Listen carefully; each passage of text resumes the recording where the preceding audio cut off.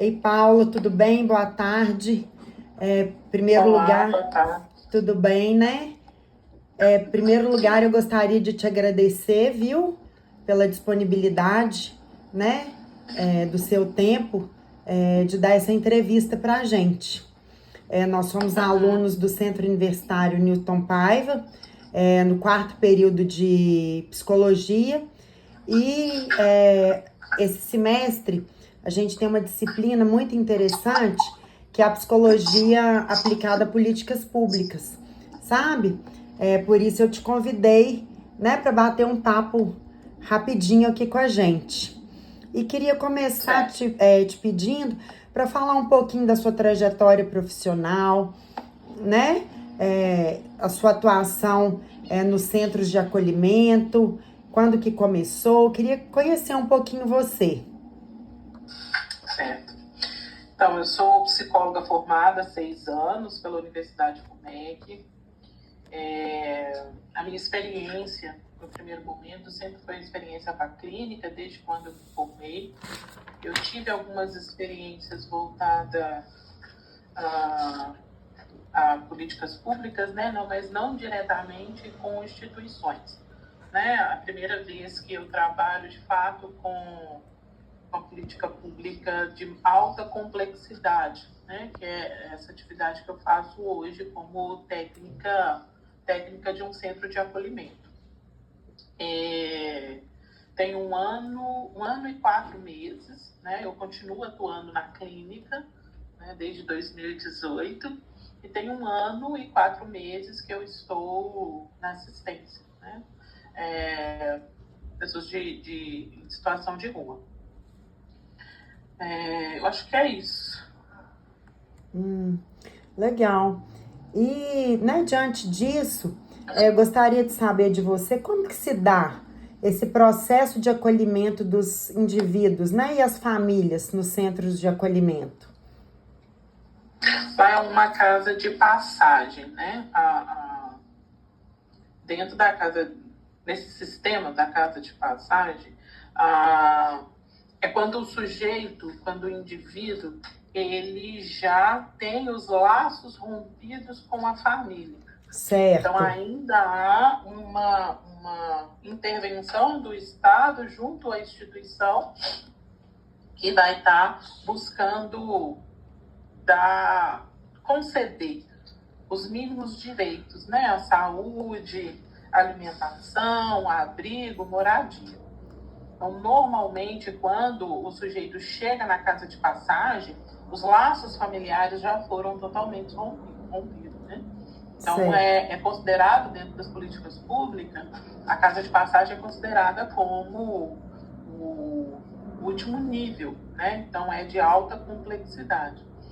O tratamento que a gente tem com o indivíduo junto à família, ele se dá a partir do interesse do usuário do serviço. Né? Certo. Normalmente, o rompimento acontece na família, vindo a chegar na situação de rua, e esse contato com a família é de acordo com o interesse do acolhido ali.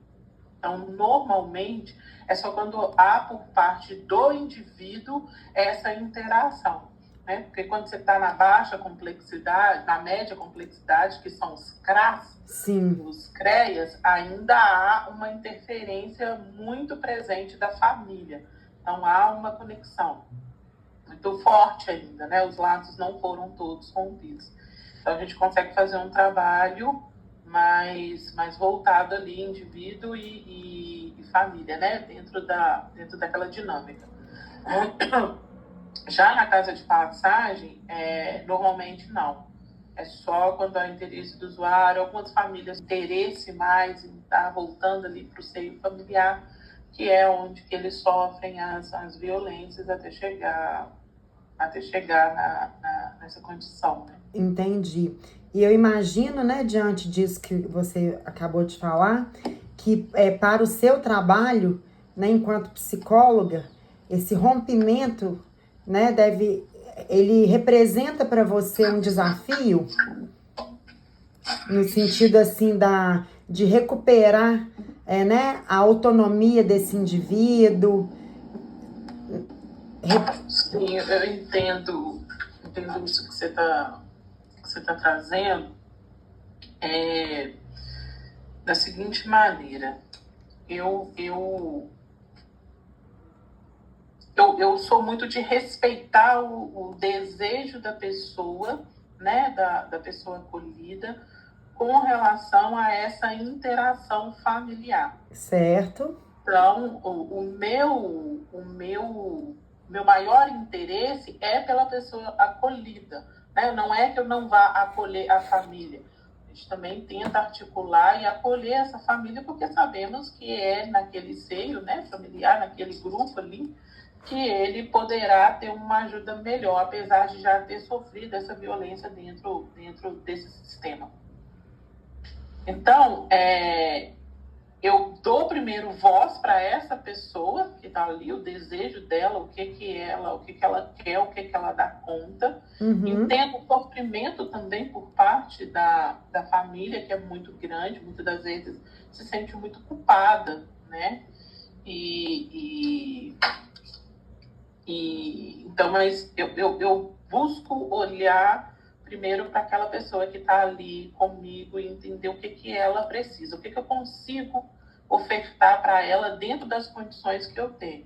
Por dar muita atenção, escutar demais, tentar resolver, fazer outras articulações que o serviço não tem como. E eu acabo sofrendo um pouco com isso. Entendi. Sofro bastante. Né? Interessante você dizer isso, porque eu queria saber como que se dá, né? Como que ocorre essa interação. Acho que você já falou um pouquinho aí, mas como que se dá essa interação, né? Da equipe, né? Você enquanto psicóloga, com os assistentes sociais, os educadores, né? E os outros profissionais que atuam na casa de passagem. Eu gostaria de saber como que isso funciona ali na casa de passagem e como que você vê a importância, né, desse trabalho interdisciplinar, né, para, de fato, desenvolver a autonomia desse usuário, né, emancipá-lo mesmo. Então, o que acontece? Eu não sei se isso tem a ver com a minha, também tem um pouco a ver com isso, com a minha história, com a minha realidade, da onde que eu venho, como eu cheguei aonde eu cheguei. Então, o meu olhar, eu não consigo diferenciar uma profissão da outra. Para mim, somos todos pessoas com potenciais para brigar, para ensinar, e eu entendo esse trabalho multidisciplinar que ocorre, né? Seja assistente social, seja com psiquiatra, muitas das vezes que a gente encaminha, né? Então a gente faz essa interlocução entre rede, psiquiatra, médico, ACS, a gente faz essa interlocução em outros ambientes também, para trazer o máximo ali de dignidade para aquela pessoa. É uma coisa que eu percebo, mas eu acho que isso é muito essas rivalidades que existem entre profissões, tá? Sim. Mas para mim é mais uma questão de ego. Para mim, todo mundo que está ali para ofertar, tem momentos que eu não consigo fazer uma intervenção tão bem quanto a faxineira. Isso, entendo. A recepcionista, por exemplo, que às vezes... Exato. Entendi. Sim. Então, eu acredito, né, que todos têm algo para ofertar, independente da posição, né, hierárquica, de conhecimento e tudo. E tá todo mundo ali, quem se dispõe mesmo, que tem um olhar sensível, né, atento. Sua voz sumiu. Oi, voltou? Voltou. Tá, tem um monte aqui, tem que ir. E aí eu acredito também, Carol, que eu, nesses 1 ano e 4 meses, eu aprendi muito, mas muito mesmo, com cada acolhido do próprio sistema. Paula, gostaria de saber de você o seguinte, como que você trabalha a autonomia desse indivíduo, né, desse usuário da casa de passagem, a autonomia dele e a reintegração social no processo de acolhimento? Como que isso se dá? Né? Porque eu acho que isso talvez, como eu diria, é o mais importante, né? Você acreditar nesse ser humano, né? E trabalhar, resgatar essa autonomia dele. Uhum. Como que a gente busca, né? Isso é muito, muito, muito relativo. Depende muito de quem está sendo atendido, acolhido. Depende muito do desejo da pessoa em voltar, em ser reinserido na sociedade. Porque se não há esse desejo, não tem nada que a gente possa fazer. Nada. E tudo parte da relação que é estabelecida entre aquele acolhido e assistente social ou a psicóloga. Entre então, os educadores, né, do centro. Lá nós não temos educadores, né? Tá. Nós só temos a equipe técnica, que é composta por assistente social ou psicólogo. Na casa de passagem. Você vai ter educador dentro de um outro equipamento que é o POP. O POP, o Centro POP. Isso. Entendi. Aí lá você vai ter arte educador, vai ter professores. Eles ficam, né, um do ladinho do outro, então é tudo também... Não necessariamente. Isso acontece em uma unidade específica e que já está havendo desmembramento, por conta de acordos e espaço da prefeitura. Por questões burocráticas mesmo. Sim. Isso. Mas são instituições diferentes. Diferentes, né? Diferentes. Quem mantém tanto o Centro POP quanto as casas de passagem é a prefeitura. Mas quem faz administração são empresas diferentes. E são empresas privadas. São empresas privadas. Apesar de estar no mesmo espaço físico, são trabalhos completamente diferentes. Entendi. Sim. Tá, sim. Paula. E assim, vamos falar agora de desafios, né? É um trabalho, eu diria assim, talvez apaixonante, mas ao mesmo tempo muito desafiador, né? E eu falo isso, quando eu falo de apaixonante, resgatando uma resposta que você deu lá no começo, né? Que tudo é a relação, que a troca é muito rica, né? Você ter essa sensibilidade de enxergar aquele usuário como ser humano, né? Enxergar ele além da marginalização, além da exclusão, né? Então, ao mesmo tempo que eu acho que deva ser muito motivador, apaixonante, interessante, eu imagino que ele seja desafiador, né? E quais os desafios que você enfrenta ali realmente como psicóloga no seu dia a dia de trabalho ali na casa de passagem? Sim. Uma outra questão, Carol, dizem que psicólogo não pode se envolver, né? A separação e para não rolar ali a transferência, contra a transferência, por aí vai. Tá, isso é lindo na teoria, mas na prática é completamente a hora que você vai para o campo, né, ter contato com aquilo ali de fato? Sim, é um rolê completamente diferente, não há como, muitas das vezes, parece que você separe, né? Eu, enquanto psicóloga, eu faço uma coisa que eu falo assim, desde o primeiro momento. Você precisa se conhecer muito bem. Então, o processo psicoterápico com um psicólogo, ele não tem fim, não. Não vem com essa que eu tô tratada e tá tudo legal, tá tudo bem, não. É para sempre, né? É para sempre. Uhum. É para sempre. Então, eu busco muito autoconhecimento, né? Eu preciso não estar 10 passos à frente do meu cliente ou do meu acolhido, mas eu preciso pelo menos estar um passo à frente dessa pessoa. Uhum. Até mesmo para ajudá-la, auxiliá-la, né? Então, eu digo que até uma frase do Jorge Luciano, que é um dos criadores, que divulgaram, né, a questão de terapia aqui no Brasil. A gente não cura ninguém, a gente cuida das pessoas. Das pessoas. Uhum. Elas que vão se curar, né? Uhum. Então a gente cuida, porque a pessoa adoece a partir das relações e ela também vai se curar a partir delas, exato. A partir das relações. Uhum. Então, o desafio, um dos meus maiores desafios é conseguir não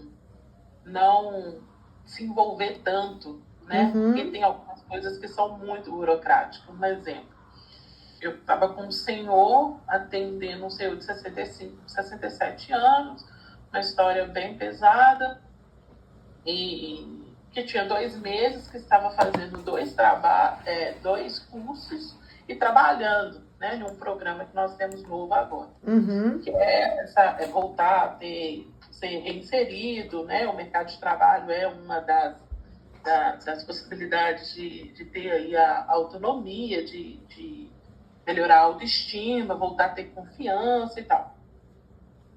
E tinha 2 meses que esse senhor não almoçava, por conta da correria. E aí eu pensei em inúmeras possibilidades. Pensei, gente, mas o que eu posso fazer aqui? E várias questões também, várias comorbidades, né? Uhum. E o intervalo, você via o interesse, o desejo de sair ali daquela condição, e é um homem com instrução, né? Então, ele é advogado, cadastrado dentro da ordem dos advogados, uma carteirinha ativa, né? A gente sabe que para ter uma carteirinha da OAB é difícil, né? Ou seja, ele percorreu todo um caminho e de repente se viu ali naquela situação. Naquela situação de fragilidade e tal. Eu falei assim, eu não sei o que eu posso fazer mais. Aí por fim, eu falei assim, eu vou trazer comida da minha casa. Não é comida maravilhosa, espetacular, nada disso. É a comida que eu como, a comida dos meus filhos. Então, sempre tá tudo limpinho, tudo novo, que eu faço todos os dias. Antes de vir do trabalho, que é o horário que eles chegam da escola, a gente almoça e tal. Aí ele falou assim, tá, vai ser ótimo, mas não precisa trazer muito, que eu como um pouco. Eu falei assim, beleza. E aí levei, né, como combinado. E aí tem algumas burocracias, eu falei assim, deixa eu ir na minha gestora, verificar com ela, porque eu fui para uma unidade nova, então passar em cima de hierarquia, nada disso, não ter confusão. E aí levei, né, a demanda, já tinha conversado, tentado articular algumas coisas com a rede, tentando entender se ele recebia ou não alguma ajuda de custo, se o programa ofertava isso e tal, nada. E ela falou assim, Paula, eu não posso deixar você dar comida para ele. Primeiro, que ele é um idoso. Segundo, como que ele vai armazenar essa comida? Eu pensei, não, eu dou ele uma autorização, ele coloca aqui. E que você continue trabalhando aí com tanta paixão, né? Para impactar, né? A vida dos usuários, dos seus familiares, viu? Queria muito te agradecer. Eu que agradeço ter essa oportunidade, né, de falar um pouquinho, né, de passar aí para essas pessoas que estão ainda no processo de formação, do quanto que nós precisamos de profissionais, né, principalmente dentro da psicologia. O futuro vai demandar muito dos nossos olhares, né, dos nossos acolhimentos, e falar para estudantes enquanto profissional, né, jogar algumas sementinhas aí de coisas que precisam ser já pensadas, né, nesse processo de formação. dizer que, assim como um médico, um psicólogo também vai estudar pro resto da vida. Da vida. Né? Uhum. Dinâmicas são constantes, né? A gente está trabalhando com pessoas, e pessoas são complexas e são diversas, né? E cada dia é uma característica, uma personalidade, não é uma personalidade, mas cada dia é um desafio novo, uma dinâmica diferente, estamos em constante processo de mudança, e é importante esse olhar para a educação, para o estudo, para a continuidade da formação, não se limitar somente ao curso, né? Porque depois começam as especializações, os outros olhares, né? Uhum. É muito importante fazer vários recortes, né? Olhar o contexto é muito importante. Entender outras dinâmicas, né? Como a gente falou, às vezes, gênero, raça e classe. É importantíssimo fazer todos esses recortes. E é isso. Bom, fui útil. Tá certo. Muito obrigada. Nada, Viu? senhora. Um abraço. Outra. Carol, se você quiser interromper a gravação, eu só preciso